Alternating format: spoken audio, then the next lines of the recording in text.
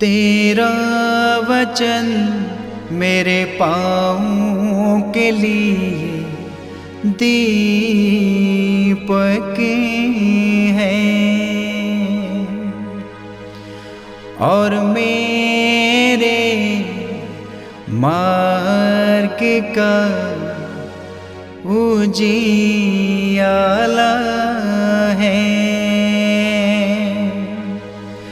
तेरा वचन मेरे पाँव के लिए दीपक है। पहला पाठ इब्रानियों के नाम पत्र अध्याय 7 पद संख्या 25 से अध्याय 8 पद संख्या 6 तक। जो लोग यीशु के द्वारा ईश्वर की शरण लेते हैं वह उन्हें परिपूर्ण मुक्ति दिलाने में सामर्थ्य है, क्योंकि वह उनकी ओर से निवेदन करने के लिए सदा जीवित रहते हैं। यह उचित ही था कि हमें इस प्रकार का महायाजक मिले, पवित्र, निर्दोष, निष्कलंक, पापियों से सर्वथा भिन्न और स्वर्ग से भी ऊंचा। अन्य महायाजक पहले अपने पापों के लिए और बाद में प्रजा के पापों के लिए प्रतिदिन बलिदान चढ़ाया करते हैं। यीशु को इसकी आवश्यकता नहीं होती, क्योंकि उन्होंने यह कार्य एक ही बार में उस समय पूरा कर दिया जब उन्होंने अपने को बलि चढ़ाया। संहिता तो दुर्बल मनुष्यों को महायाजक नियुक्त करती है, किंतु संहिता के समाप्त हो जाने के बाद ईश्वर की शपथ के अनुसार वह पुत्र महायाजक नियुक्त किया जाता है, जो सदा के लिए परिपूर्ण बना दिया गया है। इन बातों का सारांश ये है, हमारा एक ऐसा प्रधान याजक है जो स्वर्ग में महामहिम के सिंहासन की दाहिनी ओर विराजमान होकर उस वास्तविक मंदिर तथा तंबू का सेवक है, जो मनुष्य द्वारा नहीं बल्कि प्रभु द्वारा संस्थापित है।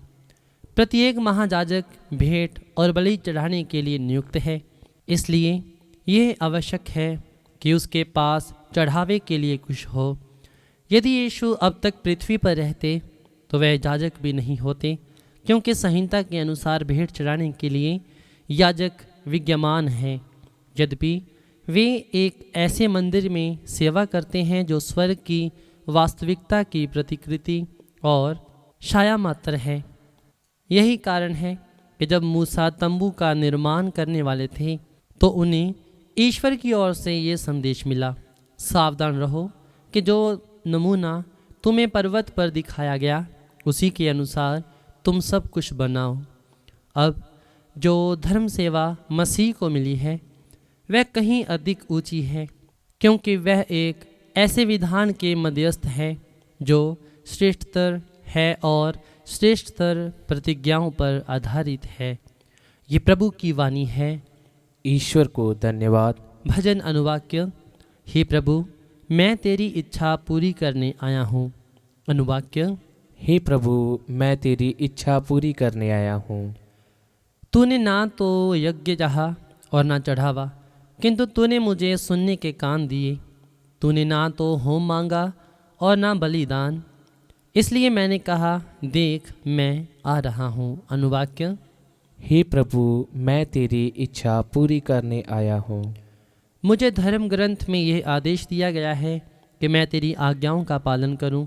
हे मेरे ईश्वर, तेरी इच्छा पूरी करने में मुझे आनंद आता है। तेरा नियम मेरे हृदय में घर कर गया है। अनुवाक्य। हे प्रभु, मैं तेरी इच्छा पूरी करने आया हूँ। मैंने सबों के सामने तेरे न्याय का बखान किया। अनुवाक्य। हे प्रभु, मैं तेरी इच्छा पूरी करने आया हूँ।